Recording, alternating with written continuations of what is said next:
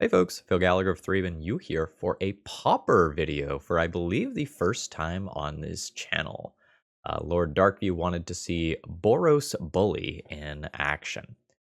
So note, this is going to be sort of my litmus test to see whether or not like Pauper can do okay on this channel. If you want to see more Pauper, let it be known. Leave me comments, leave me, likes and whatnot.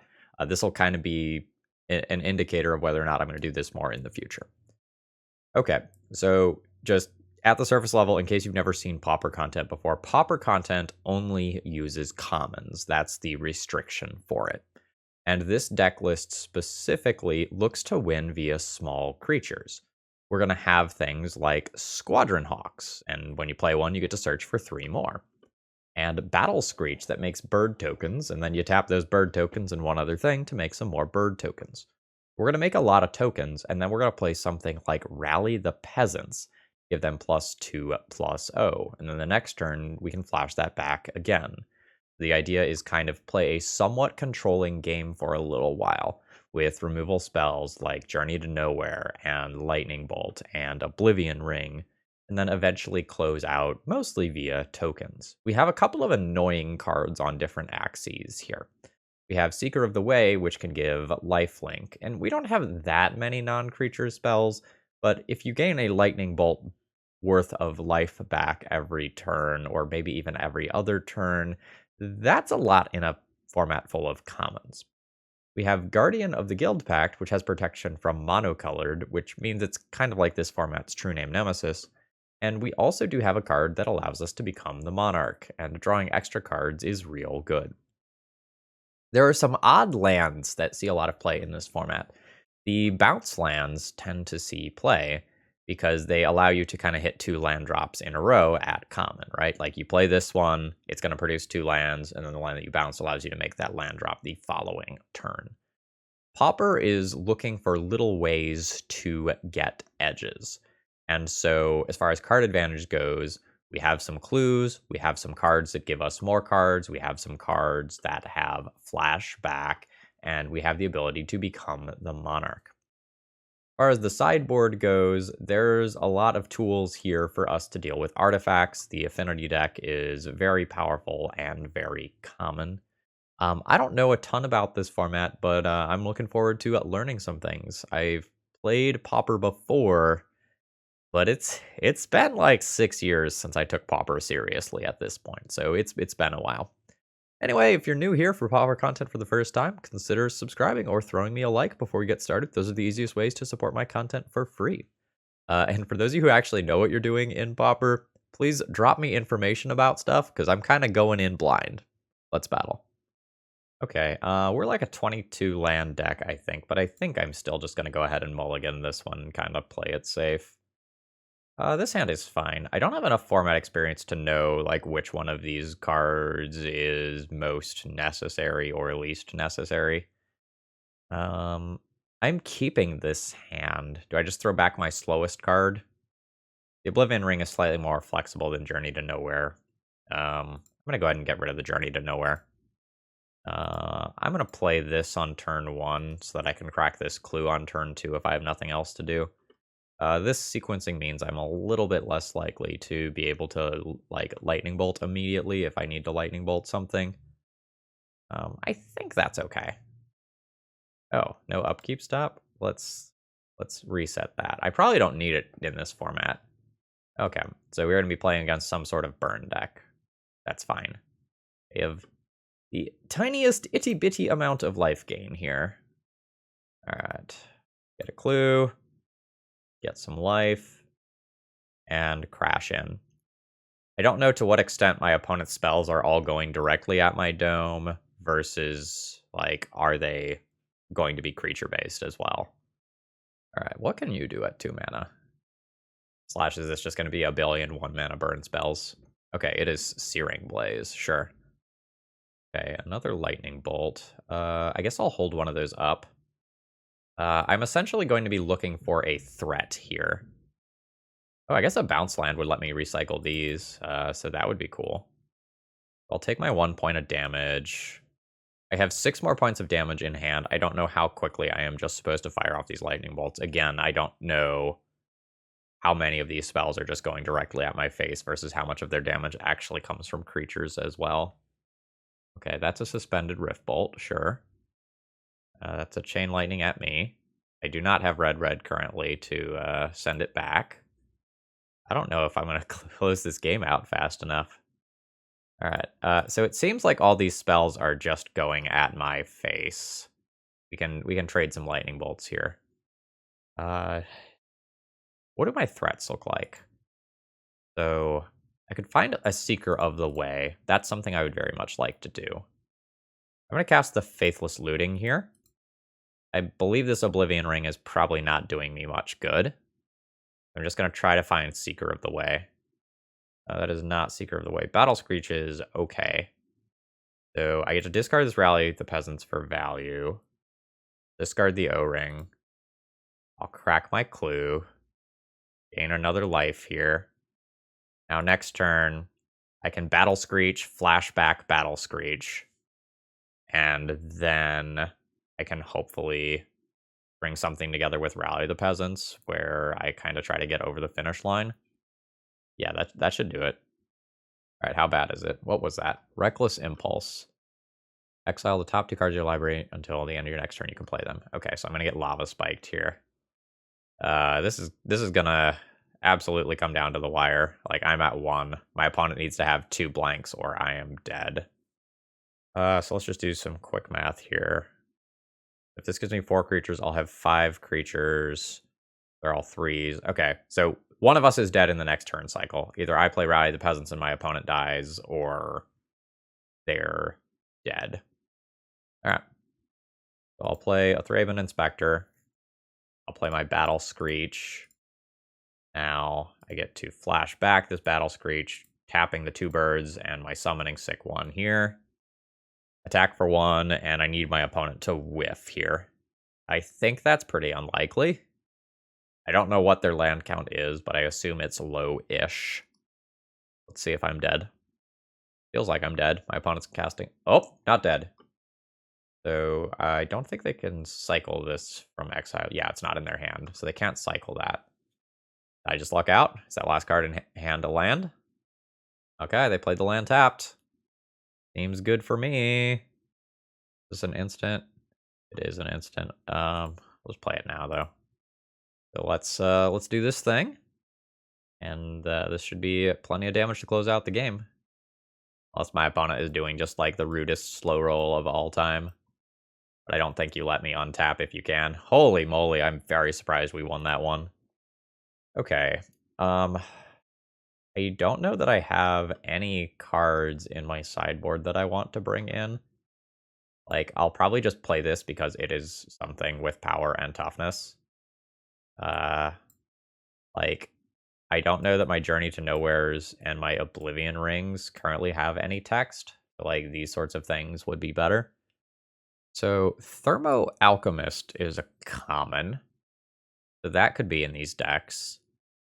Let's maybe assume there are some creatures in here. Let's swap out these very slow Oblivion Rings for the Ramosan Rally and the Palace Sentinels. I'm not, like, very happy with Ramosan Rally here, but it's a damage push that I very much might end up needing. I don't know, maybe Thermo Alchemist does enough damage if it is unchecked that is just better. I don't know. This leaves me with 4 cards that are going to be dead in a lot of situations. It's okay. I don't know, like, Ramosan Rally is one more thing that goes and triggers, like, the Seeker of the Way profitably. Maybe that should be my tiebreaker here when I'm not sure.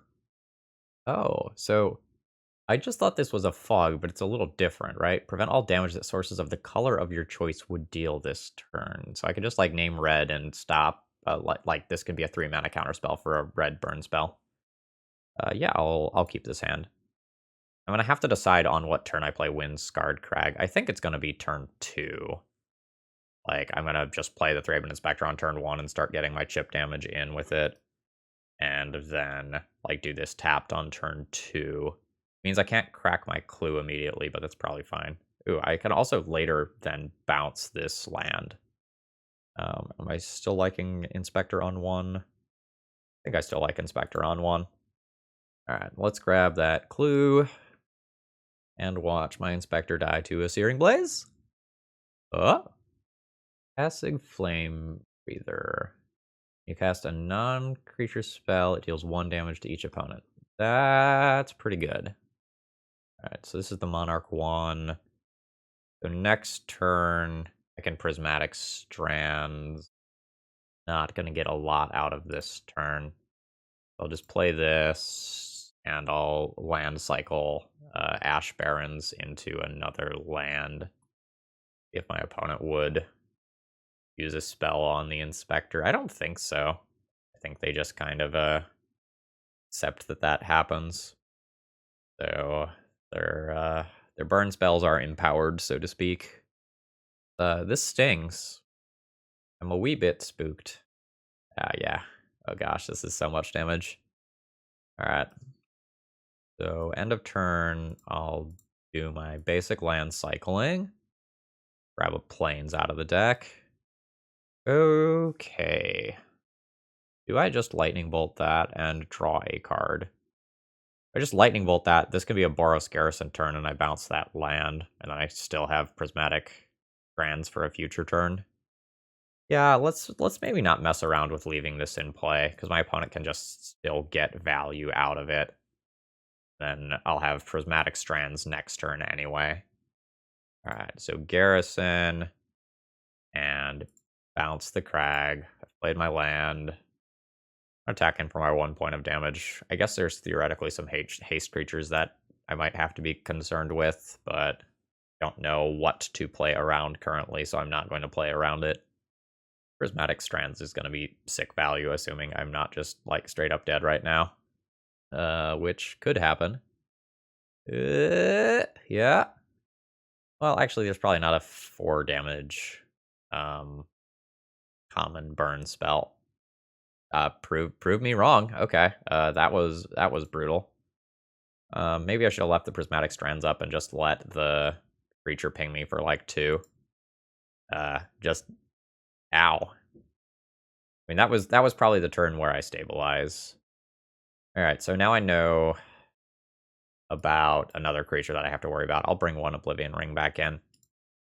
I'd like to have a Seeker of the Way in my opening hand, if at all possible, because that's going to be worth a minimum of 3 life. Okay, so this is a hand that has a lot of damage potential. So on turn 4, I get a lot of creatures, like a whole lot of creatures, and on turn 5, I get also a whole lot of creatures. I gain 2 life in the meantime. Maybe this is good enough?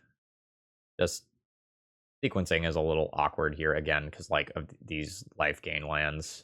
I guess I could like play the Thraben Inspector on turn 3, but maybe I need to value these individual points of damage pretty highly. Very unsure. I have no format heuristics just built up from playing the format. Like, I don't know innately what is and isn't a mulligan versus this deck. Like, I have a lot... Ooh, that's interesting. So, I think this has to be my Windscarred Crag turn, though. Like, I very much need to hit my land drops and make it so that I can just play my 4-drop on turn 4 100% of the time. Now next turn I can go 2 mana Squadron Hawk, play Boros Garrison, and then I'll be able to hit everything. Alright. So this pings me and then is a 3/3. Yeah, that's gonna be worth 5 points of damage unless I chump block, which I might. That's a good amount of value out of a Thraben Inspector. So let's play my Hawk. Let's only search up 2 of the 3 right now. I have my own hand size to worry about here. I'll play Boros Garrison. I'll bounce my life gain land. I've got 7 cards in hand. And I'm still good with playing Battle Screech next turn. I'm at 17 life, which honestly is pretty good for turn 3, but I expect to lose a lot right here. Alright, so here's the attack. I'll take the Thraben Inspector chump block. Actually, maybe it's supposed to be the Squadron Hawk chump block. Because there's a 1 power creature in my opponent's deck that this could block later. And the flying shouldn't matter too much. How much damage am I eating here? Oh, good God. Alright. Well, that's brutal. Alright, Faithless Looting. I can't play that immediately. Do I want to play a Squadron Hawk this turn? I really want to be able to Faithless Looting next turn. I can innately just discard the Battle Screech and try to power that out sooner. Effectively losing 2 lands to Molten Rain there was just absolutely disgusting. Let's make it so that I don't draw the other Squadron Hawk from my deck, though. That does feel important. I have some very good hits that I don't want to make. Like, I want to take that minimal increase to draw some of my life gain or other protection cards here. So I'm going to lose 1 to this thing being sacrificed. Go to 14. Alright. Opponent has 5 cards in hand. They could rattle off like 9 damage this turn. Things can happen. Alright, there's the first 3. So we don't have red mana to fire that back. Alright, there's the next 3. Guessing 3 more. Yep, there's 3 more. We get Fire Blasted to 1 here.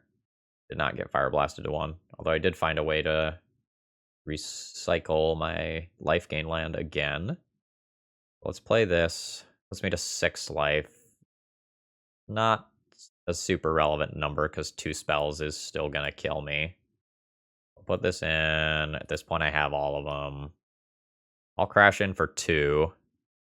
But my opponent's very much favored here. Like, they have 3 cards in hand. If 2 of them deal damage to me, I die.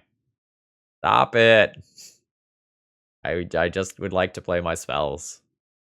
At this point, I'm dead to a Fire Blast at any point, or right now.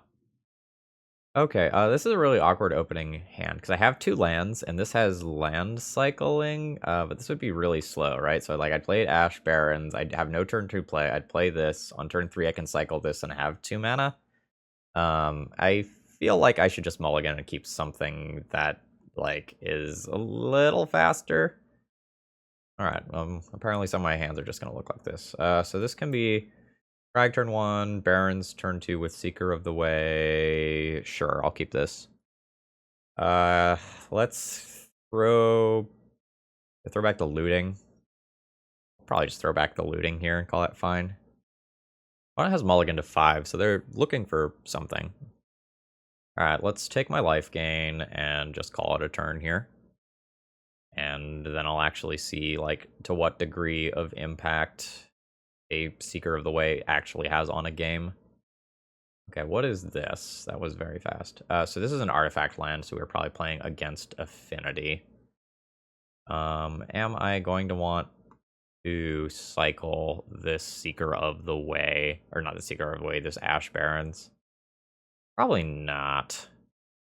Although I can wait a turn in making that judgment and just play my Seeker of the Way right now. Alright, so there's, oh, so there's just going to be, like, straight up, like, 10 artifact lands legal in this format. I guess that's, like, horrifying. I can gain 3 life this turn if I Prismatic Strands and deal an extra damage. I don't know that that's actually good. Let's say damage, prevent all damage. This is life loss. Yeah, this is life loss. So I guess let's just, like, do some land cycling here. Pull a land out of my deck. I'll take my incidental value here. Return this land. Crash in for 2. This Disciple of the Vault is potentially going to be scary. I don't know how many eggs my opponent has. Is this Salamander a common? I think it is. Alright, so this Prismatic Strands is not exactly going to do what I want it to do here, huh? Protection from monocolored, protection from colors, colorless 4/4. Shit. Okay. I can combine 2 cards. Like, I can Lightning Bolt, Mirror Enforcer, and use Seeker of the Way to kill it. It might just be better to use my mana efficiently here and just play this 4-drop. Feels like I am playing a hyper-powered limited format right now. Okay. Everything is an artifact land. Yeah. So Disciple of the Vault used to be an absolute scourge in Constructed. Like, you used to just take an Arcbound Ravager, sacrifice all your artifact lands to it, and just absolutely have insane reach for affinity decks. And it looks like that has sort of stuck around in Pauper. I don't know exactly the rarity of some of the affinity cards, but I'm definitely a little spooked here. Okay, opponent is not willing to attack with their Enforcer. That's fine. I guess I can just start with Faithless Looting, and that does this prowess stuff that I can just go ahead and always yield to. It'll be a 3/3 lifelinker. And oh yeah. Okay, now we're talking. I'll discard like Prismatic Strands. And maybe just a land here? Yeah, maybe just a land. I'll make this land drop. I think I'll go ahead and crash in with this. I think the trades are pretty good for me if my opponent takes it. Yeah, they do. So I will Lightning Bolt the Disciple of the Vault. Oh, right. This is a taps for 2 mana. That's fine. All right. So that kills this, and then I trade my lifelinker for the other creature, and then I can start using Squadron Hawks to pull ahead. So this is just like my Bird Cestral Vision here. All right, now I feel like this deck is just like fucking firing on all cylinders. Like that's a draw 3 off commons. And I still have a Prismatic Strands and a Faithless Looting in graveyard for a little bit of additional value.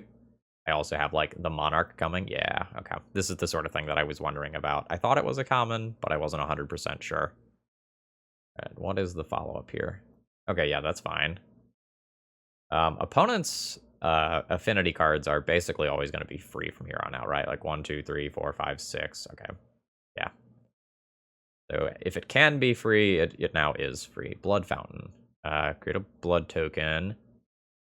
Sacrifice it, return up to 2 creature cards from your graveyard to your hand. Oh. That's pretty dope. Alright. Do I start this Monarch game? I can also just like play Seeker of the Way and Squadron Hawk. I think I start this Monarch game. Wait, hold on. Boros Garrison is a dual land. I have to remember that. Like, I mean, I know that, but the art looks real similar to a lot of other things that I have going on in this deck, right? The life gain lands art is kind of similar at a glance. Oh, nice. I left up my red mana for Lightning Bolt and actually drew it. I'm unsure how quickly I am supposed to just fire off the Lightning Bolt on something like a Disciple of the Vault if it comes back this turn. All right, what is this going to be? Okay, what is this? Sacrifice an artifact or creature, draw 2 cards, and get a treasure token? Oh, that's dope. This is kind of scary. Okay. Yeah, my opponent has 5 cards in hand right now. Kind of out of... yeah. That's horrifying. Well, okay, it's not as bad as I think, because I can Prismatic Strands to kind of help out with that. So I'm going to want to hold back at least 1 creature here. I'm probably only attacking with Squadron Hawk, though, honestly. Let's go ahead and cast this Faithless Looting. I don't know, I can sandbag this for a little while. Like, my cards in hand are pretty good. This is my least flexible land, so I'm going to go ahead and just use that here. Fine to just play another one of these, too. I'd like to find a Rally the Peasants. Alright. So I have all 4 already. Oh, I guess with the Guardian of the Guild Pact, I'm, like, not even worried about this Atog. Didn't realize that initially. Well, I mean, like, there are still artifacts that can be sacked, and it gets super weird with Disciple of the Vault. So, like, maybe not worried is too much, but it's not immediately killing me or anything. Ooh, Oblivion Ring is fantastic. That can answer something like this that threatens to get back like 2/4/4s or something. Also just gonna get some stuff out of the way. Where is this going? Going on my Seeker of the Way. Is this the Prismatic Strand's turn? Just like keep that around. Pick red. Yeah, sure. Let's tap down a Hawk. Ooh, another one? What is this? This is exciting. Okay, so opponent is going to try to make a giant Og in response. And I have to deal with some sort of fling nonsense. The lightning bolt on it doesn't really do any good because my opponent will just sacrifice something else in response. So I guess this occurs. Okay, so alright, I'm just gonna yield to this Atog. Because like whatever you can do, it's happening. And I assume they are just sacrificing literally all of their permanents and trying to kill me here. I don't know. Like, I assume it's a fling. It is a fling. Okay. So that brings me to 19. So it's a second fling then, I guess. Okay. Yeah. Uh-huh. Goodbye. There's blue and black left now. Oh, okay. That is another fling. Yeah, I mean, Xaxes. That's kind of brutal. That's unfair as fuck. Alright, so I get 4 copies of Dust to Dust, which can just blow up lands. Revoke Existence is going to be great. That's enchantments. I don't think I want Electrickery or Fiery Cannonade. It has some utility, though. Electrickery sweeps any Disciples and means that I don't have to use removal spells on them. My gut tells me that, like, some number of these 4-drops should probably come out of the deck. I'm going to board in 6 cards. I need to take out 2 more from here. It probably just is some number of Faithless Lootings. Like, the card gives me some degree of card advantage and helps me dig for powerful cards like Dust to Dust. But I kind of feel like I just need to be answering the things that my opponents are doing. I also don't think I can board down any more win conditions if I drop 4 of them from my deck.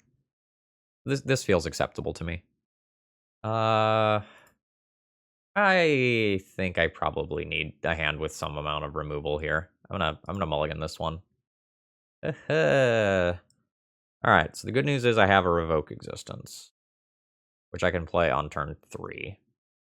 I have a decent amount of removal. I have a Seeker of the Way. My mana is awkward, though. I guess I keep this and kind of just believe in the deck. I probably have to drop one of these 2 cards. Well, the Electrickery is maybe the most narrow card here. I'll drop the narrow one. Alright. I have to play this land, and I'll bounce it with Boros Garrison next turn. I think my opponent is going to start pulling ahead pretty quickly here. Alright. Yeah, this is weird. I do this, bounce this. With my floating mana, I go ahead and land cycle this into an on-color land. And we'll, okay. So there's the second artifact land. Oh, exile 2 artifacts? That sounds pretty good. That sounds pretty good. Oh, man. What a disgusting draw. Okay. That's a little frustrating. I think I absolutely just go for it. Like, they still have 0 lands in play. They got some value out of that, but that's a pretty big setback. Especially if I can keep, like, bullying their mana. Like, I can just take out another land here if I want. I'm not sure how correct that is, but it's an option available to me. Like, my opponent's discarding cards. That is a win. Yeah, honestly, I think I'll just go for taking out another land. So, I'll play my Seeker, and I'll just continue this land destruction plan by exiling this. Let's yield to these. Oh, all right. I don't have prismatic strands up, so I can't do that. We'll see if my opponent continues to hit land drops. They do. I'll play a new Seeker of the Way, and then we'll see how long I can sort of like keep the floodgates from opening up here. Junked 3 of my opponent's lands, but they do have a decent amount of mana fixing available to them. Well, like, not going to not do it, right? Need to tap like this. This dust to dust is just absolutely disgusting. All right, goodbye. You leave your crows back. Yep. All right. I'll bash in for 3 lifelink damage. I have blown up so many of my opponent's lands. They're still making their land drops, though. Which I guess kudos to them for that. Let's loot. And this is a decent amount of value here because I don't like super need these prismatic strands to be in my hand. Oh my god, the value. Anyway, the prismatic strands to be in my hand specifically. I'll in fact discard both given what that looks like here. Now I'll play a hawk. I will get my bird's Cestral Vision. 1, 2, 3. Nice. And I'll take my 3 damage in. Fantastic. So I have 3 flashback cards chilling in my graveyard as well. Yep. Yeah, you can duress me. I don't care about you using your mana to do that right now. Like, I have a bunch of onboard damage. Your artifact count has been kept in check. Like, very much good with what's happening here. So, just play some birds. Don't need to search anymore. I have all of them. And I don't think I need to get, like, super aggressive with just flashing back the prismatic strands just for the sake of giving this thing 1 more damage and lifelink. Like, if I just hold these back so that a random Atog on a weird board state doesn't kill me, I think I'm good. Yep. Cast away. You have a lot to make up for after multiple dust to dusts. Just counterspell that. Feels like counterspelling that is fine. All right, so we name red here and counter that Galvanic Blast. Yep, that Disciple will just get eaten by Electrickery on my turn. Nice. I'll pay my 1 red mana for that. It'll leave 1 floating. That's goodbye to you. Play my last Hawk. Don't need to search. Play a Thraben Inspector. Play Boros Garrison. Bounce this back to my hand. I'll hit my opponent for 6. And I still have a Prismatic Strands just in case something gets super weird. Yeah, Thoughtcast away, that's fine. I have 4 in the air, yeah. Opponent was able to make way more land drops than I anticipated they would make. I wonder how many lands that deck actually plays. It may be that they're rather land heavy because they have card advantage things like Thoughtcast that are very dependent on those things actually being in play. But despite the fact that they're an aggro deck, they might have a high land total. This is fine. Turn 1 Inspector, turn 2 Garrison, turn 3 mana for Oblivion Ring or Lightning Bolt. It might just be better for me to mulligan, though, and like look for a Dust to Dust because that sideboard card is just so potent. Like, this is a fine 6-card. This is a fine 7-card hand. I wonder if a good 6-card hand is just better. I think I'm going to take 1 mulligan here. All right, so I found the Dust to Dust. Unfortunately, I only found 1 land, so I will go to 5. On 5, I absolutely have to keep this. I probably toss back 1 of these, and maybe I can't afford to keep this. I think I need to make my land drops so that I can deploy some of my higher cost cards like the Battle Screech that will allow me to turn things around. Yeah, see, there we go. Not bad. I'll take my 1 life, and we'll see how quickly my opponent comes out of the gates here. All right, more artifact lands into an Atog. So do I just try to Lightning Bolt it and treat that as a land destruction spell and then actually kill it with Journey to Nowhere next turn? Would I pay 1 red mana to destroy a land on this board? Yes. Yes, I would. So let's attempt this, and my opponent will probably just junk their Great Furnace to keep this alive. Although, oh no, they did not. Rather happy with that then.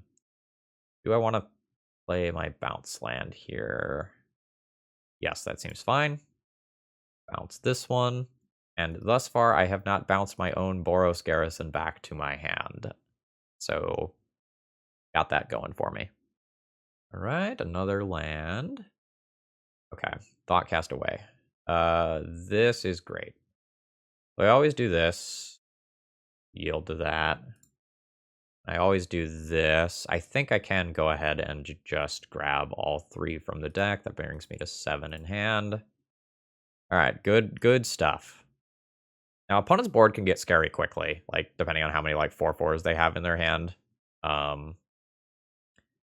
But I can create a lot of flying power relatively quickly. We'll kind of see how things go on their end. And holy crap, what my opponent is doing looks powerful. All right, so with 4 mana available this turn, I might need to just Journey that Disciple rather than play my Battle Screech. I'm just worried about just losing outright to an Atog that happens. Let's do that. All right, then I want to go ahead and do this and put this Life Linker into play. Because that damage might the life that I gain might very well become relevant, just kind of like due to permanent counts that my opponents have for things like Disciple and Atog. Right, so what does this actually do? Discard, sack it, draw a card. Sure. My opponent junked a Darksteel Citadel from their hand, so they might be a little flooded. All right. Yeah. Ooh, a Journey to Nowhere is fantastic. That can get the Mirror Enforcer out of the way here.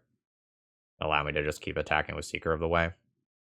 Okay, so I'm always doing this, so let's just get that out of the way. I wish I just had 1 more mana. Well, I guess I wish I had 2 more mana. Like, I want to play this Battle Screech because it adds so much damage. Opponent says, yeah, this matchup seems impossible without Dust to Dust. I don't know that I agree with that. Like, I'm doing okay. Like, it's hard. I don't think I'd go so far as impossible. All right. I think if I'm going to close this one out, I need to increase the power that I have going on here. I think every turn that this Battle Screech sits in my hand, I'm losing out on a lot of potential damage.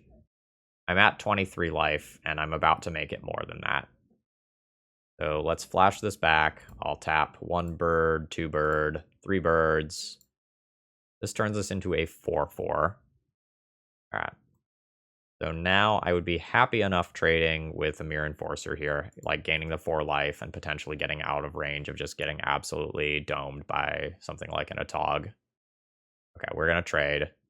I'm at 27, soon to be 26. Now I have 5 damage in play. Next turn I can Journey to Nowhere, the Disciple, and play a Squadron Hawk or 2. Kind of have to hope to dodge a little bit here.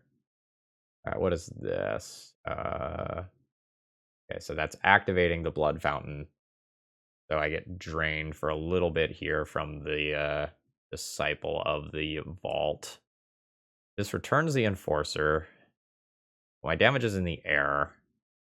Okay, so they're not willing to attack with this. That's fine. All right.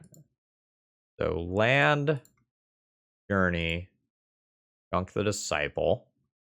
You can take 5 in the air. I'll have my opponent on a 4-turn clock. Actually, that's not true, right? Because I'm about to play double Squadron Hawk. So I will have my opponent on a 2-turn clock. But holy crap, I hope they don't have something like Electrickery. That would absolutely just blow me the fuck out. Okay, what is this? That is a Galvanic Blast going right at my dome. That's fine. So I'm at 21. Don't think I'm in immediate danger of dying, but I'm kind of out of gas. Like, what I have on board is what I have to win this game with. Like, this either works and I win, or it doesn't work and I die. Just full stop. I'm going to take 4 here. I'm not willing to chump block because it changes my clock here. Although I'll probably end up chump blocking with this Squadron Hawk next turn. Okay, yeah, you get to see what's coming. What do you have? Oh, the Atog. So this Electrickery doesn't do a lot. Am I willing to die to a Galvanic Blast? So, I attack for 7. I have my opponent dead in 2 turns, but if my opponent has a Galvanic Blast for the Squadron Hawk that I play as a blocker, I die. Ugh. I don't think this is going to get better for me because my opponent has a bunch of Thoughtcast effects in their deck. I think I'm going to go ahead and just go for the win here. I'm gonna take my 7. I'll play the Squadron Hawk, and I'll see if my opponent has Galvanic Blast. It's obviously quite stressful for me. Oh, they get so many redraws here. Okay, that's fine. Absolutely, just have to block the Atog. Just no question there. I'll take my 4. So honestly, I'm kind of surprised that some of this Atog sacrificing stuff didn't occur pre-combat because like Galvanic Blast allows this to get through. All right. Yep. That's not something that beats me. I guess there's also the. All right, so I can die to Fling at this point. Okay. Do you have it? This is 13 for the Fling. Well, damn. I've got lethal on board, and there's just not much that I can do about that. Electrickery does not kill the 2 toughness Atog. Say la vie. GG's. Hey folks, if you've made it this far in the video, you're probably enjoying my content. Please consider leaving a like and subscribing to the channel if you aren't already subscribed. You know what they say, a subscriber a day keeps the mimics away. Alright, round 3, opening hand seems fine to me. I'll absolutely keep this. I have a decent mix of lands and spells. I've got a turn 2 Seeker of the Way from the looks of things. I don't know what Snow-Covered Island is going to mean for me. Is a lightning bolt going to face immediately? I don't know, but there's very little reason not to just play it this turn. Just end of turn brainstorm. Yeah. Are there common fetch lands? Yeah, there's like Terramorphic Expanse and stuff like that that are common. Wonder if this deck plays it like whatever this deck is. Okay. So my current guess is we're playing against some blue-based control deck. Very Miscreant. There's the battlefield. If you control another creature with this name, draw a card. Sure. Let's just keep the board clear here. I have a lot of... I don't like that draw. I have a lot of things to do with my mana in the coming turns, and I think it's just important for me to use my mana efficiently when I can here. So is there like a ninjas deck? Land entering tapped is super awkward for me this turn, because I can either like take that fairy off the battlefield or I can play another threat. Can't do both. Get the prowess if I kill that thing. I think I'm going to go ahead and just get it out of my way. Or if this prompts a response from my opponent, I don't think I care. Ooh, right. Okay. So that counters this lightning bolt. Play this land tapped. Bounce a mountain to my hand. Crash in for 3. And it seems like I'm going to be playing against some sort of fairy tribal deck then. I still think there might be ninjas in here, like, without knowing what's going on, because I think those are commons. And that could, like, bounce right back to hand. Would be cool. I just play Battle Screech. Take multiple fairies to counter that. Go with yes. I don't know what the counterspell suite in this format looks like. Okay, it is literal counterspell. So I'll send in for 3 with lifelink. And I'm ending up kind of on the better side of the equation here in terms of life. I have more cards than my opponent. I have Squadron Hawks, which are going to cantrip. I have 2 removal spells to slow down what my opponent's doing. Kind of like some of the things that I have access to. But pretty much every Pauper deck I've run into thus far has had some late game grinding option. Okay, is this the ninja now? Yeah, so I'll pretty much lightning bolt that immediately to take that out of play. Get their card. Lightning bolt's an instant, so I probably want to hold that one. So let's attempt Journey to Nowhere first. See if this works. Counter target spell. X value or less, where X is the number of fairies you control. So this is not a fairy. So I will lightning bolt this creature.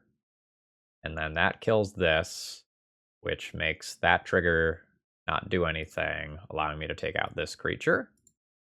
And then I can attack in for 4 after playing my pseudo cantripping card. Man, this Seeker of the Way has absolutely done some work. Yeah, okay, there's the concession. Okay, so Pyroblast is the no-brainer here. Electrickery seems good against a pile of X1 creatures. I don't know that I want to go up to something like a Fiery Colonnade. I don't think I want Oblivion Rings. My opponent's creatures are super mana efficient. Protection from monocolored is probably good. My opponent might have some, like, tap-based removal or something that I can dodge by having that. I'm not sure that I want to play the Monarch subgame versus a deck with that many flyers. Let's junk those and then junk a Faithless Looting. That sounds more or less like where I'm going to be. I don't think Journey to Nowhere is particularly great, but like removal is removal. My Squadron Hawks are going to line up super, super well against the stuff that my opponent has going on. All right, how's this? A Lightning Bolt for the first creature. I have a Thraben Inspector. Prismatic Strands is fine. Battle Screech is good. I don't think this hand's fantastic, but I also don't think it's worth mulliganing. I think that's just kind of where I'm at. Yeah, you can scry. I think I leave up a Lightning Bolt for that. Or I could just, like, not, and then just Lightning Bolt the thing afterwards. Yeah, let's do that. Get this into play. And we can, like, trade points of damage back and forth a little bit. Sure. Okay. Sure. That's not bad. Also, yeah, just, like, drawing an Electrickery is so disgusting. So I'll play my land. Everything over there flies. I'll crash in for my 1 if my opponent double blocks, which I don't think they will. I can go for a Lightning Bolt, Blowout. I'm just going to use my mana efficiently here. And just remove a creature. Because next turn, if I want, I can double Lightning Bolt. And if I draw a white source, I've got Battle Screech coming after that. Yep, ponder away. I feel very, very much like I have the advantage in this matchup. Just like these top end cards like Battle Screech and Squadron Hawk just line up so well against what my opponent is trying to do in terms of tempo. And I think when they take these turns off to cantrip and like cast these like Ponders, Brainstorms, Preordains, that's just like favoring me. Every land drop that I make feels good for me. Okay, and that was a bottom to just clear the stuff off the Ponder. So I'm good with that. Just gonna do this now. Gonna turn this into a Plains preemptively. Do I just want to double Lightning Bolt both of these right now? Not really, honestly. I think I can just take a couple points of damage here. Like, I don't care if any of this stuff gets counterspelled, but I do, like, very much like the possibility of taking out a ninja if my opponent has one. Don't care about Preordain. That's fine. Yeah, in an ideal world, I just, like, cause my opponent to tap out by Lightning Bolting some of these creatures down and resolve Battle Screech. Yeah, let's clear the board. All right, so there's a Spell Starter Sprite, and I'll go ahead and take that out. The Lightning Bolt, unfortunately, will still be countered, but that's fine. That's not what I care about here. I care about this right here. Now, I just get to play Battle Screech, flash it back, and then I have Rally the Peasants for it as of next turn.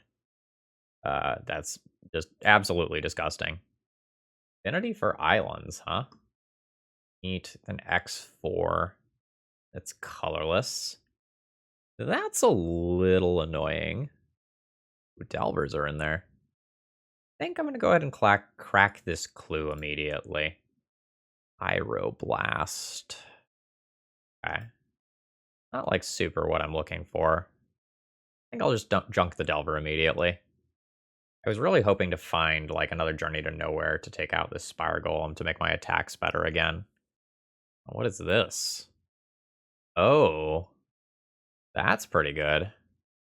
Alright, so I can't just block and kill that, so that's fine. So this will be like a Rally the Peasants situation for me, where I try to just like clap back and murder my opponent before these serrated arrows do me in. Really wish this was an untapped land. Alright, so let's crash in. My opponent's not willing to make any attacks or any blocks here. So I think I'll just convert this into damage now. Yeah, if this was an untapped land, we just have a lot more damage right now. Then I'll play my Boros Garrison, return this to my hand. Their rated arrows are going to take out another one of my creatures this turn. I have this Prismatic Strands that will help me deal with some of what's going on here in terms of like soaking up damage. Okay, so they're just going to opt to attack for 2.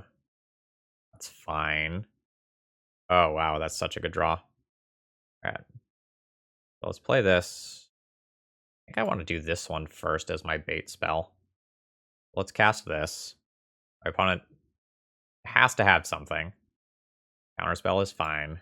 So now I cast the Journey to Nowhere as the card that actually matters and hit my opponent for half their life total. Very nice. So I'll lose another thing to Serrated Arrows, but I'm in pretty good shape. Yeah, my opponent's at the point where they're holding back. All right, so let's bash in for 3. This isn't truly lethal because my opponent can block and then like remove 1. All right, let's cast a Prismatic Strands. I guess I should have cast a Seeker of the Way pre-combat. Okay, it doesn't matter. Yeah, but finishing this slot, I should cast a Seeker of the Way pre-combat so that if this got countered, I could flash this back by tapping this creature and like get 2 sets of that. All right, I've kept my round 4 opening hand. I have 3 lands. I have a couple of removal spells. I have an early threat. Ooh, what is this? It dies. Creates squirrels where that's its power. Cool. Are we gonna play against a mono black deck? Because that's what I used to play in Pauper. Never seen this card in action. This might be something that I end up using Journey to Nowhere on rather than a Lightning Bolt on. But I played mono black with like Kuambaj Witches and Crypt Rats and a bunch of other sweet, not like true devotion, but devotion E cards. All right, nothing from the opponent here. I don't know that I need to just remove this thing immediately. I'm gonna play a Seeker of the Way and just like trade with one of my opponent's removal spells here. I don't want to just play a removal spell. Yeah. Into this creature because I kind of suspected something like that might happen. This Deadly Dispute card is pretty good. Oh, Snuff Out. Wow. Solid option. Okay. What is your payoff here? Hired Hexblade. ETB. If you use Treasure, you draw 1 and lose a life. Okay. And, okay. These are so many cards that I don't know what they do. All right. Target creature and opponent controls get -1 when it dies, or make a treasure. Start a card. Haunt something. When it dies, I'll do it again. I probably just discarded Battle Screech here. It has flashback. Okay. So what does this thing haunt? Haunts this Ghast. Sure. I'll take that damage. So now I'll Journey to Nowhere, the thing that has Haunt on it. And I'll Lightning Bolt this 2/2 and work on starting to clear the field. Then next turn, I can play this protection from monocolored thing. Oh, my Battle Screech, though. My Battle Screech. That's pretty decent value. Dies, create a treasure token. So how is my opponent going to get... I see. That's how they're going to get long-term card advantage. Slow, but they can use that to get back multiple things that they sacrificed. Okay, I obviously respect it. All right, nice. Don't mind that. So I don't know if my opponent has edicts in their deck. Is that an edict in this format? Is that a common? I don't know how cards work. But I know there are other common edicts. All right. So that's just drawing a card with the blood token. That's fine. Okay, big mana, 4 mana. Is this just activating the blood fountain? It is returning a hired hexblade and a shambler. The shambler, the squirrel thing. Yes. Both of these. I have protection from monocolored. I'll kill your squirrel for free. Absolutely. All right. I'll play my Battle Screech and immediately flash it back. I feel pretty good about my position. Not just like this game is over.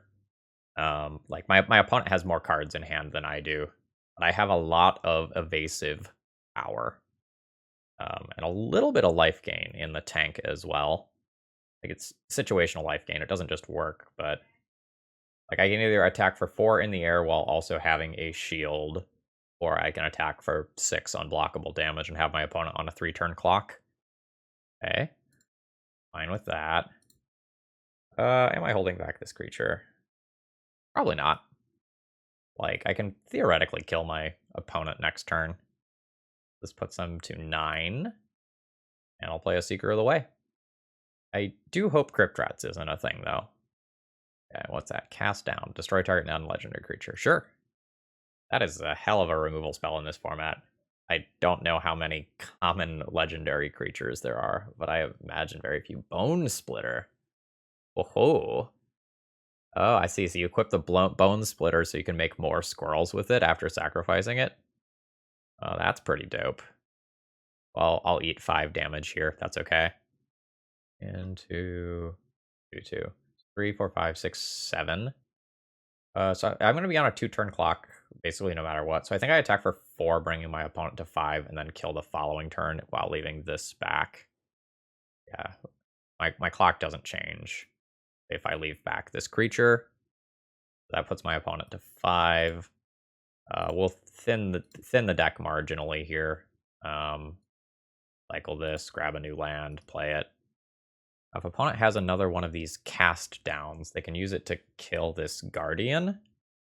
And that would be a little awkward for me. I will take my block here. You can have the extra creatures, I don't mind. I just need to protect my life total as much as possible. Okay, so there's more coming. This is the draw 2. All right, here's another 2 mana. Okay, that's fine. That's not going to do anything here. Opponent has 3 mana remaining. Okay, that's another draw 2. Makes another treasure token. So, opponent has 2 cards left. Okay. Opponent goes down to 4, which now means they are dead to the birds. So I imagine that just does it. Oh, they're still going. Yeah, but they're tapped out now. I have 6 on board. Yep. Snuff out, not getting them. Yeah, okay. I'm gonna check. Is Snuff out 4 life? 4 life. Okay, what do I have for this deck? I don't think I need to deal with their artifacts and enchantments at all. The Monarch stuff seems medium. It seems like I might lose it, but I have a decent density of removal. I think the Electrickery, Fiery Cannonades, and Palace Sentinels are things that I can be thinking about. My Faithless Lootings lose a little bit of value if my opponent has Bojuka Bogs in their deck, as we saw. I'm probably going to cut some number of these. Prismatic Strand seems really powerful. Not sure how many of these Palace Sentinels I actually want. Like, there's definitely a number where it's too many. I don't know. If I'm bringing in, like, 2.5 sweepers, it's probably okay to rely on them a little more heavily than I was. All right, I think I'm going to keep this opening hand here. So I can play a turn 2 Seeker of the Way. Turn 3, play a Fiery Cannonade. And then use that to sweep my opponent's board without actually killing my creature. So I think I'm on board with what's happening here. So this is the one that either gives him a treasure or shrinks a creature by 1. Actually, that means my Seeker of the Way becomes slightly more awkward, doesn't it? Okay. Yeah, I'll obviously take the 1 damage here. Although if my opponent is just leaving up 2 mana to do that draw 2 thing again, that's not that bad for me. Want to draw that Squadron Hawk, obviously. Can I play Seeker of the Way as bait? I bet I can play Seeker of the Way as bait and, like, get my opponent to answer it, and then still end up clearing the board with a Fiery Cannonade. Like, I know my opponent has multiple removal spells. Like, they have the sacrifice ones. They have the snuff out. Alright, do I block? I don't really know that I do. I'm trying to get this weird value out of this fiery cannonade. Alright, I'll block here. I'll give my opponent the treasure. Like, the more mana they have, the more stuff they can vomit onto the board that I'll clean up with a fiery cannonade later. Because the spell's also an instant. That's a thing. So straight up, this is an uncommon symbol. Yep, that's fine. This must have been downshifted to common at some point. Ooh, opponent has spell bombs for me. Is this enough value? Like, is taking 2 things off the board with this fiery cannonade good enough? I'm always doing this. And I think I'm going to try to get one more turn of value out of fiery cannonade. We'll see if my opponent is in a situation. Okay, so they're not willing to just immediately cycle the spell bomb. They're going to try to wait and get some, like, battle screech value. Alright. So I'll take 3. I think my opponent has one of the sacrifice cards because they started to tap 2 mana and then untapped it, which I think means they wanted their combat damage in first. Yep, that is happening. So they get 1 of their mana back for casting the Deadly Dispute and killing their creature that gives them a treasure. Alright, there's another land. Okay, so they used a treasure, so this acts as like a little baby Bob for a second there. Yeah, just play like 1 more creature. Just tap out for 1 more creature and let me get my 3 for 1 here. Target opponent discards a card. Oh, this is a duress if they use a treasure. Ooh. Tempted to get too much value out of my fiery colonnade. Yeah. So now I'll land cycle. I'm a little behind where I would want to be, honestly. My creatures are currently smaller than my opponent's creatures. Alright, and then we'll play the second one. I have more cards than my opponent. Like, I have 5 cards in hand, but 3 of my cards are, generally speaking, dead. I think my opponent's currently favored. I've got some pretty sick rips. I think I have to trade 2 for 1 here. And just, like, take out one of these. If I end up trading for 1 removal spell, that's not the end of the world either. Okay, that was a cast down on one of those. Yeah, that's fine. Like, we got that card out of my opponent's hand. Okay, do another Shambler. Yeah, I just need, like, something big and beefy that can sit on the board now. Soak up some of this.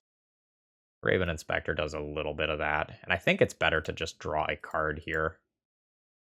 Rather than just play another Squadron Hawk. Alright. I'll play my bird and pass the turn then. Alright, how much are you going in? All.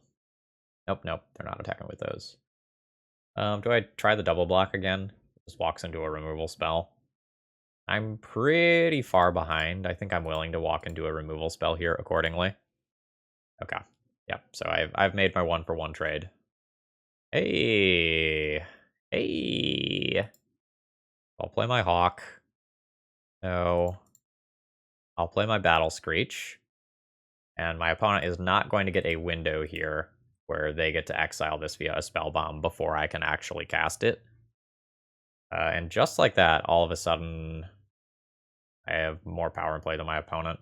So if they're at 17, I have 1, 2, 3, 4, 5, 6. I'll have my opponent on a 3-turn clock. Yeah, I think I just kind of instantly became the beatdown. Like, my opponent has me on a similar clock. I think I'm going to have a better ability to stop what my opponent is doing than they have the ability to stop what I'm doing. And I can pivot into chump blocking as soon as I need to.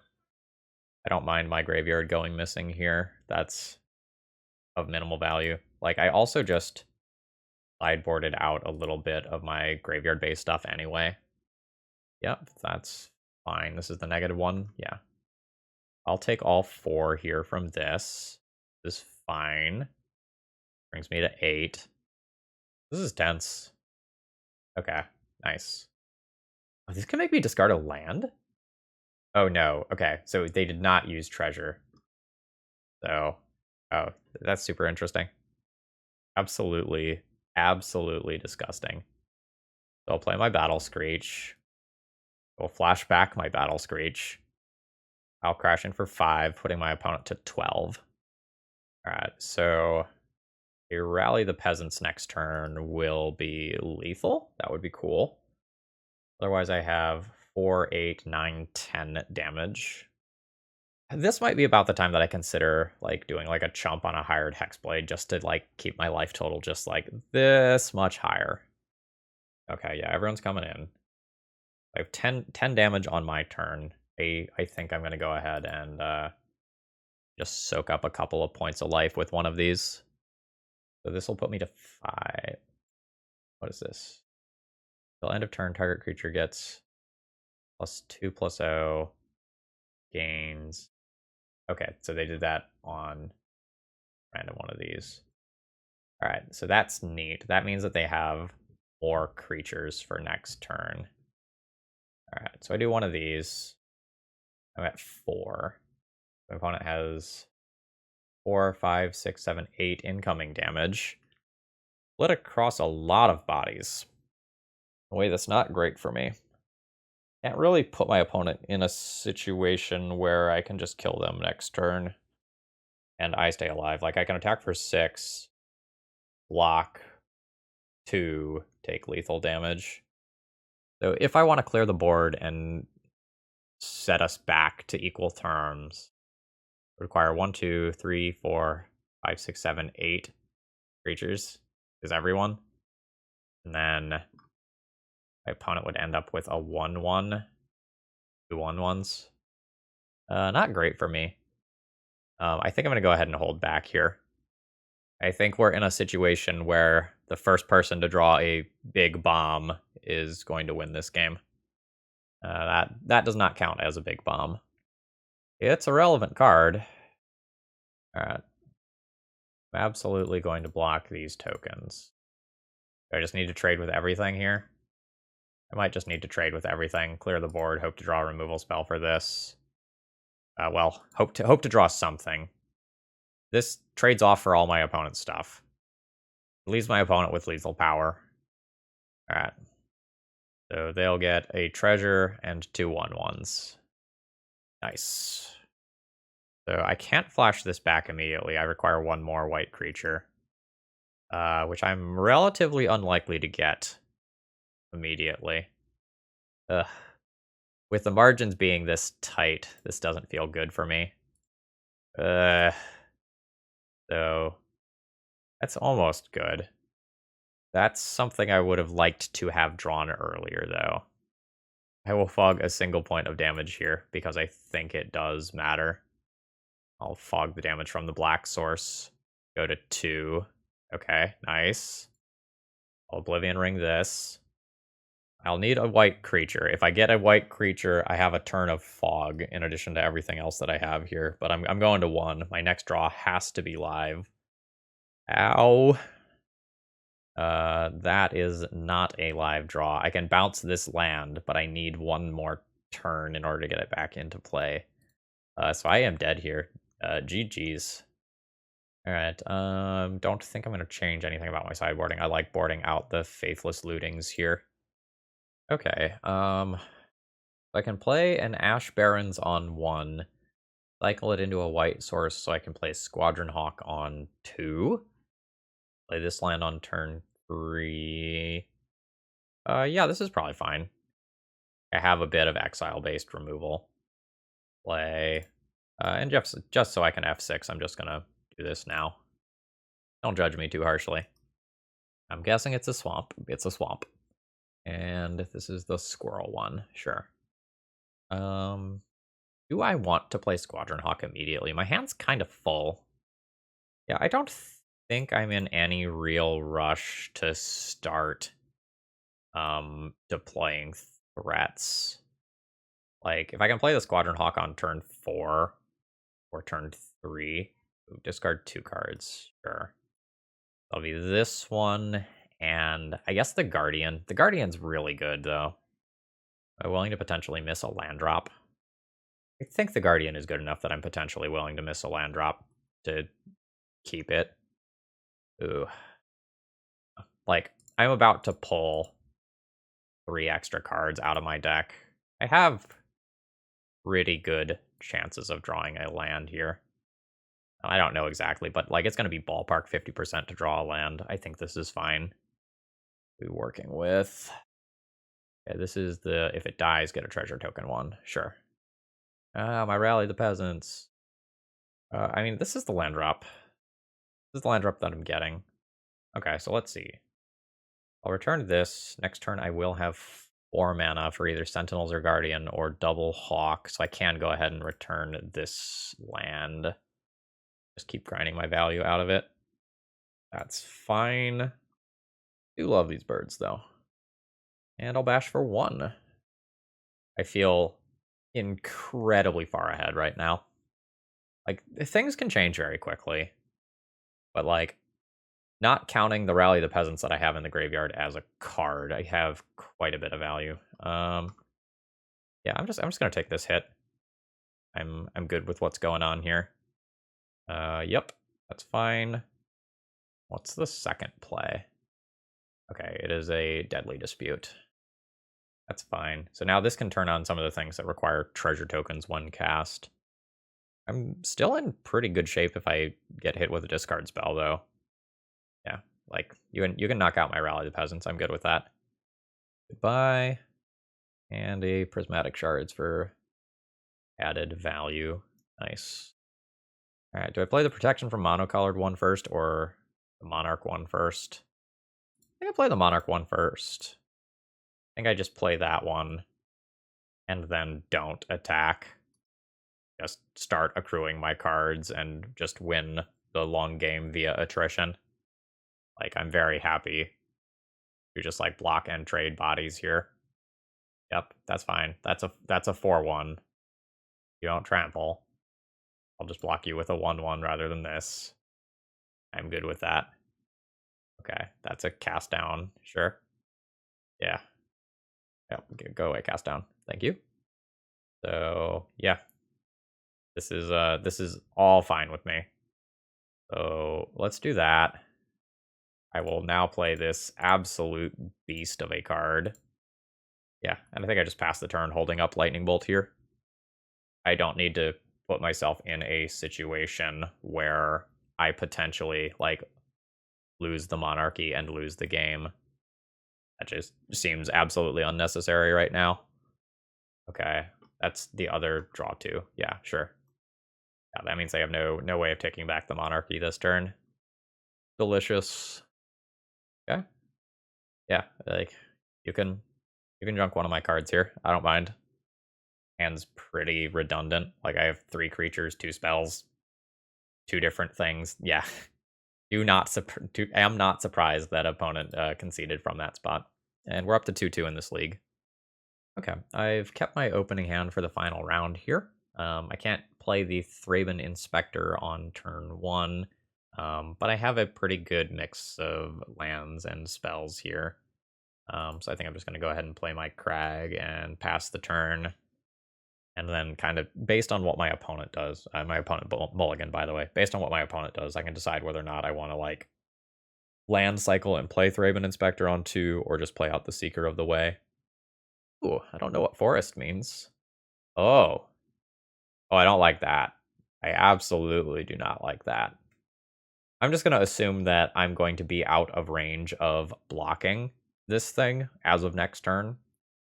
So I think I'm just going to play the thing that allows me to gain life and mitigate the damage that my opponent is doing. I don't know, like, what enchantments they're going to put on it, but I know I'm not going to like it and that this thing will get stupid big. I'm probably going to have a lot of cards that I want to try and sideboard out here. I assume almost all of my spot removal is not going to do the things that I want it to do. All right, what is this? Hexproof. Can't be blocked except by creatures with flying. Okay, that's absolutely fine. Is this a garrison turn? Or is this the Crag turn? I think I'm always going to cast this Thraben Inspector and investigate. I think then I will float a mana, play the Boros Garrison, use that to fish this card back to my hand, and then cycle it into a Plains. I'll call that pretty good for a turn. I guess I'll also attack with this. Like, if I trade for 2 hex-proof creatures, I'm absolutely fine with that. I guess technically if I was going to make that offer, I should have done it before I tapped out because it's more stressful for my opponent, but, you know, it is what it is. Okay, what is that? Okay, it enters tapped. Oh, that's a very neat land. Like a one-time Lotus Petal sort of land. Okay, Ancestral Mask, +2/+2 for each other enchantment on the battlefield. And a lot of these things must have got it downshifted, because that's another uncommon symbol. Oh, I see, but this card doesn't actually do anything on its own innately. That's its issue. Okay, cool. I'll absolutely just Oblivion Ring that thing. Alright, so I'll play this. 3 mana Oblivion Ring. I'll just yield to my friend Seeker of the Way here. Oblivion Ring comes in, eats Ancestral Mask, play a new Inspector, and now I'm setting up for some relatively large damage via Rally the Peasants. Like, it's going to be worth 6 damage next turn and every turn for the rest of the game. Like, I have 6, 12, 18, 24 damage showing off Rally of the Peasants over 4 turns, which is pretty cool. Ooh, oh, 2 Rancors. And this thing doesn't get to be blocked here. I'm just eating that. That's fine. Rally the Peasants also an instant. So let's play this. I guess I will just do this at instant speed. Let's send in the boys. I don't think I just do this. I have so many effective copies of this card. I don't mind like not getting maximum value out of them. But like this resolves. That just means that's 5 life that I am going to gain off of that card. Oh, still on combat damage. And then I'll play a new Inspector. I haven't even had to like start cracking these clues yet. So at 24 life here, I think I'm in good enough shape where even an Ancestral Mask isn't going to kill me. Yeah. It's good damage. But it's not going to kill me. My opponent hangs back and blocks. They're still dead. Yeah, just double checking that there's no random lifelink that I'm missing here. Yeah, there's not. Yep, so I just flash this back. And then, like, this is just lethal on its own. Yep. And opponent realizes that. Okay, there's an enchantment card here, right? Yeah. Destroy target enchantment and each other enchantment that shares a color with it. Okay, so if we draw that, we win. Provoke Existence is fine. Palace Sentinels is the Monarch one. Pyroblast can technically counter a Slippery Boggle on the stack. Don't know that that's good enough. Fiery Colonnade. It's a weird card. It's a way to deal damage to some of these hexproof creatures, but sometimes it's going to be too slow. I think I still board it in. Like, Journey to Nowheres probably don't have real targets. I should probably board those out.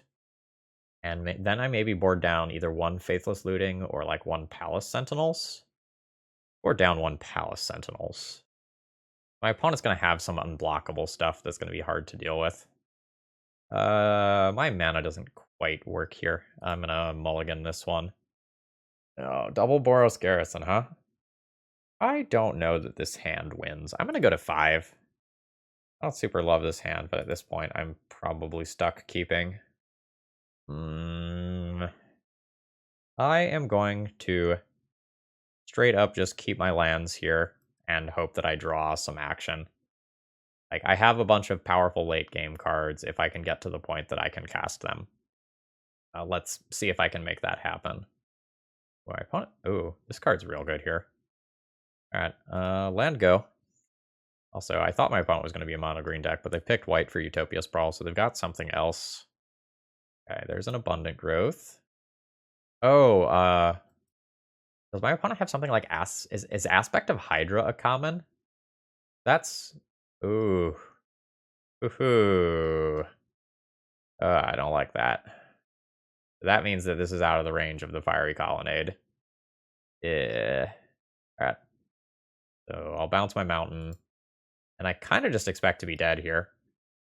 Not like immediately, but I think like between my Mold of 5 and my opponent having this Ethereal Armor, which is just really giving their Hexproof creature. Oh, maybe I am just dead. This is 11 damage. I'm dead next turn. Holy crap. That's powerful. So this thing doesn't trample, so I guess I'm not technically dead yet. A Rancor will kill me, as will anything that can get my creature out of the way. It's chump block time. The good news here is that if I make it another turn, like this is protection from monocolored, so my opponent will need trample in order to kill me here. Ooh, that's good backup as well. Just playing Prismatic Strands is probably the safest thing that I can do. They just named green, and it like guaranteed fogs that. And then the next turn, I can play Guardian of the Guild Pact while also holding up Prismatic Strands. I recognize that that is a very good line. However, I am not going to take that line. I am going to just play this out. And the reason I'm just playing this out is because if I use my mana more efficiently and I reach the point where I can double spell in a turn, it ends up being really brutal. So if I get to the point where I can Fiery Colonnade this thing out of play safely, then I don't have to worry about two different threats taking me. Oh, holy crap. That's really good. All right, so I always make this land drop. Yeah, I think I just hold up my mana here. This is tense. But I potentially just have like a Fiery Cannonade based blowout here if my opponent goes to try to make two different lethal size threats. Okay, they're not attacking. At end of turn, so that I use my mana, I will just go ahead and kill the Slippery Boggle. Alright, good stuff. Nice. Alright, I play the Guardian, I die to Rancor. My opponent doesn't have Rancor, or I would already be dead. There's some degree of risk in playing this card over just holding this up. But I start to be able to play Sword and Shield if I do this. So I think I'm going to go ahead and just start doing that. This is kind of the one turn where I've let the shields down. We'll see if it punishes me. Yeah, I don't think there's a removal spell I have to play around. Like, I don't think there's like a green-white removal spell that's going to do this. Don't you draw the Rancor. Okay, yeah, that's fine. I was going to be real mad. Okay. That's fine. Okay, so now I'll just play out this Seeker of the Way. And we chill. I think this game is slowly favoring my opponent, but I'm really not sure. Blue, huh? Wasn't really expecting blue cards to be in your deck at all. You're not a multicolored card, are you? Or rather, you are a multicolored card. So I just block, pick blue, and then I have 2, 3, 4, 5, 6, 7 with Prismatic Strands. You have some instant speeds shenanigans. It's real good here. I think I do have to just take this opportunity. So there's the Prismatic Strands. Yield to both of these. Pick blue. Alright, good stuff. I gain a little life there, take out one of my opponent's creatures. Ooh, hoo, hoo, hoo, hoo. That's an instant, too. That's particularly gross. So if I target the Ancestral Mask, how big is this? 1/1 for each enchantment you control. So this is a base 1/1, so that would be a 2/2. My Seeker of the Way would get it. Yeah, that's disgusting. I'll play this Battle Screech. That makes this one bigger. I'm just like double checking that this is an instant. It is. Alright, bash in with all these. See if my opponent blocks. Oh, they do. Oh, this is so gross. So, I exile that enchantment and every other green enchantment here. Oh, yeah. So I kill my opponent's creature in combat. Oh my god. Fucking filthy. Oh. What? Boros Bully. Okay, it lived up to the name in that last round there. I'm gonna do this a little bit differently than normal. Overall thoughts on the format. So that was my first Pauper League in a couple of years, and that was really fun. The games feel like a weird balance somewhere between like Legacy and Limited in a way that I really liked. This deck in particular was a little slow to get going sometimes, and I got eaten alive by some of the really fast decks like Burn. But I feel like I had a ton of agency in my games, and I have a feeling that at least one of my losses was absolutely my fault in one way or another. I didn't necessarily know what to play around and whatnot, but I would absolutely be interested in playing some more Pauper if that's something that you all want to see. If you all want to make it happen, let me know and consider making donations to make Pauper content. To make me make Pauper content if that's something that you're interested in. Have a great rest of the day, folks, and if you end up wanting to try out this deck or do a donation deck list, that information is available in the video description. Have a great rest of the day. See ya!